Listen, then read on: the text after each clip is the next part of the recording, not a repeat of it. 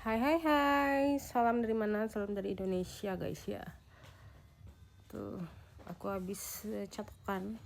Dia habis keramas, terus cetokan buat besok. Karena besok gue bakal foto paspor, the new passport. Untuk yang baru, yang aku bikin yang elektronik yang 10 tahun. Besok kalau udah jadi, aku bakal share lagi ya. Jadi malam ini mau ceritong tentang gimana proses pergi kerja ke luar negeri ya guys. Jadi kalau proses pergi kerja ke luar negeri khususnya di Eropa itu kalian perlu yang namanya agensi. Buat kamu yang udah punya pengalaman bisa langsung berangkat ke sana selagi kamu punya ID card Romania atau ID card Polandia atau ID card Germany atau ID card Italy, French, Paris. Kamu bisa pakai itu untuk balik lagi ke negara tujuan kamu gitu ya. Jadi sekarang itu kan yang Eropa itu udah wilayahnya tuh udah gabung ke wilayah Schengen ya.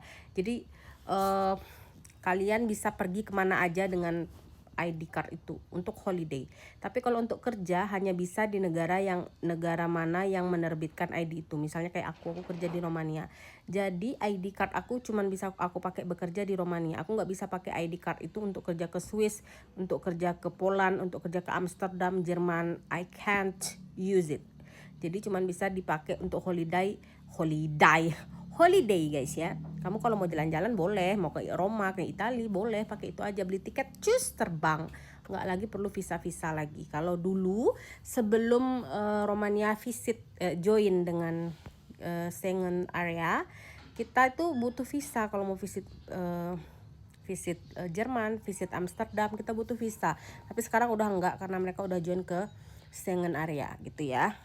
Sekarang aku jelasin lagi gimana caranya mau kerja ke Eropa awal-awal. Jadi kalau pertama kali kamu pilih agensi yang memberangkatkan kandidat ke negara Eropa. Catatan penting, kamu harus pilih agensi yang terpercaya, yang punya legalitas dan punya kerjasama yang baik dengan company yang akan dititipkan kandidatnya. Jelas kontrak kerja ya, jelas kontrak kerja itu penting karena itu akan menulis segala macam yang akan kamu dapatkan selama kamu bekerja di company itu. Paham ya? Terus kontrak apabila sudah ditandatangani kamu harus punya kopinya ya. Jadi kontrak itu akan ada dua bentuk. Jadi sebelum berangkat kamu dapat kontrak kerja yang di Indonesia from your company. Nanti setelah kamu di sana kamu dapat ID, itu prosesnya 3 sampai 4 bulan ya dapat ID. Karena sebelum ke sana kita tuh cuma punya work permit. Work permit itu cuma berlaku 4 bulan untuk Romania. Tapi setelah 4 bulan itu kamu dapat yang namanya ID card atau permit residere namanya ya. Itu yang bakal kamu pakai selama kamu bekerja di sana. Nah, permit residere inilah yang kamu pakai kalau kamu mau jalan-jalan atau visit ke seluruh wilayah Schengen-nya di Eropa ya. Jadi beli tiket, tunjukin aja permit residere kamu bisa lolos berangkat untuk holiday ya, seperti itu. Jadi batas maksimal kamu holiday atau visit negara-negara wilayah Schengen itu 90 hari alias 3 bulan. Lewat dari itu kamu harus kembali ke negara yang menerbitkan ID card kamu ya. Entah itu di Poland, entah itu di Jerman, entah itu di Romania, entah itu di Italia atau di Paris, di wilayah Schengen lainnya ya, seperti itu.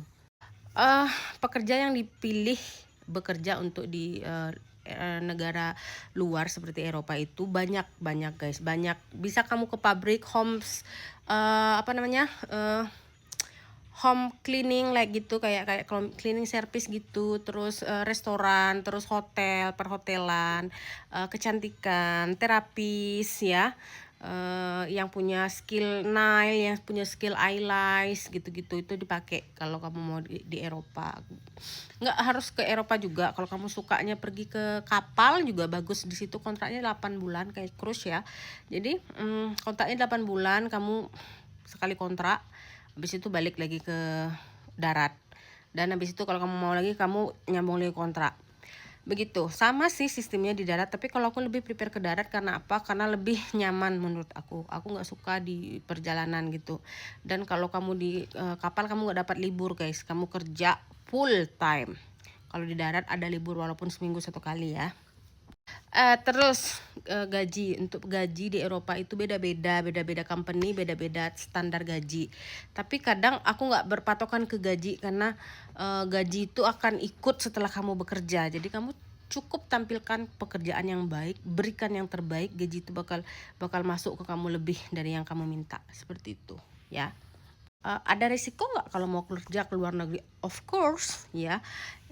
Jadi kalau kamu mau ngambil sesuatu yang kamu inginkan tanpa resiko itu bisa sih, bisa, cuman minim, sedikit. Kebanyakan tuh banyak resiko ya, kebanyakan itu banyak resiko ya. Jadi resiko itu harus kamu ambil kalau kamu mau mendapatkan hasil yang kamu inginkan ya. Jadi seperti itu. Kayak aku keluar dari zona tidak nyaman menuju zona nyaman itu ya, ada yang harus aku korbankan. Contohnya aku harus meninggalkan anak-anak aku. Ini aku ninggalin dia waktu dia masih TK umur 4 tahun, dan sekarang dia sudah SD kelas 3 ya, udah 10 tahun dia. Ya gitu. Jadi aku keluar dari zona tidak nyaman menuju zona nyaman, itu seperti itu ya. Kerjanya memang keras sih di luar negeri itu. Kita kerja dari 8 sampai 10, 12, 13, bahkan 14 jam. Jadi tergantung company ya. Jadi nggak semua company itu sama seperti itu. Agensi yang banyak untuk pemberangkatan kandidat ke luar negeri itu mereka melewati jalur PMI, Pekerja Migran Indonesia ya. Jadi sebelum berangkat kita ada yang namanya medical check up, terus kita ada yang namanya KTKLN, pemberkasan para kandidat pekerja migran Indonesia yang mau kerja ke luar negeri, dengan mengarahkan kita kalau terjadi sesuatu kita bisa menghubungi KBRI kita di sana, karena setiap negara itu punya KBRI. Kayak aku, kalian bisa cek VT aku di akun aku Momi Auzi, itu akun aku di Romania.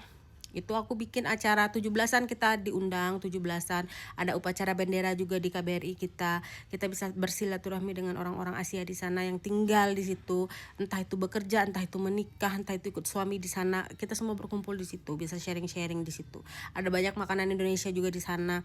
Jadi kalau kamu tinggal di Eropa tuh nggak sulit guys ya, nggak sulit karena udah banyak di sana ya tersedia ya, mau itu santan, mau itu penyedap, mau itu apalagi tuh terasi pun dijual di sana, karena kita punya market Asia di situ ya.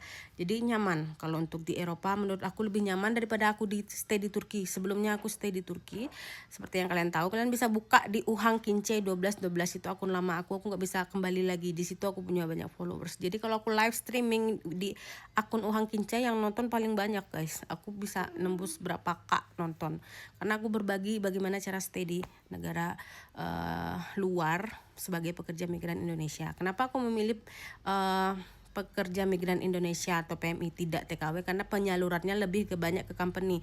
Kalau TKW, tenaga kerja wanita itu lebih banyak ke rumah, kayak neni-neni, kayak pembantu gitu. Dan mereka bukan company tapi lewat majikan. Kerjanya sama majikan yang ambil gitu loh. Kalau kita memang di hire oleh company, jadi kita bekerja bukan satu orang, kita bisa bekerja dalam satu company itu bisa 6, 7, 8, 10, puluhan, ratusan, tergantung company-nya ya. Paham sampai situ ya? Terus untuk biaya pemberangkatan memang kalau ke Eropa itu mahal, tapi itu bisa kembali setelah kamu bekerja. Ada beberapa company itu membuat namanya dana talangan, jadi mereka akan membiayai. Jadi setelah kamu gajian, kamu bisa store atau kasih uangnya itu kembali kepada agensi yang memberangkatkan kamu gitu ya. Jadi banyak sih, kamu bisa cari agensi yang paling banyak itu tersebar di Bali ya. Bali, di mana aja kamu stay di Bali itu paling banyak agensi di situ memberangkatkan kandidat ke Eropa, ke Bulgaria, ke Switzerland, ke Polandia, ke Belanda, ke Kazakhstan, ke Rusia. Banyak banget negara Eropa yang membutuhkan kandidat dari Indonesia ya.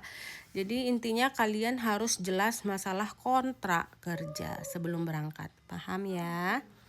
Terus seperti itu. Yang perlu kamu siapkan itu skill, dan kedua bahasa Inggris. Bahasa Inggris itu kamu belajar ya, harus paham tentang bahasa Inggris. Nggak perlu pintar, yang penting paham ya. Nanti seberjalannya waktu kamu bakal tahu pelan-pelan ya. Kalau aku sih ke kursus itu 2 bulan kursus bahasa Inggris. Habis itu aku banyak praktis dengan aplikasi yang menghubungkan langsung sama bule. Jadi kita ngobrol dengan bule dengan bahasa Inggris. Kalau kita salah dia negur, jadi memperbaiki bahasa Inggris kita. Jadi semakin sering kamu ngobrol, semakin cepat kamu bisa menangkap dan belajar talking gitu ya. Seperti itu sarannya. Jadi seperti itu ceritanya hari ini. Semoga membantu. Ciao ciao.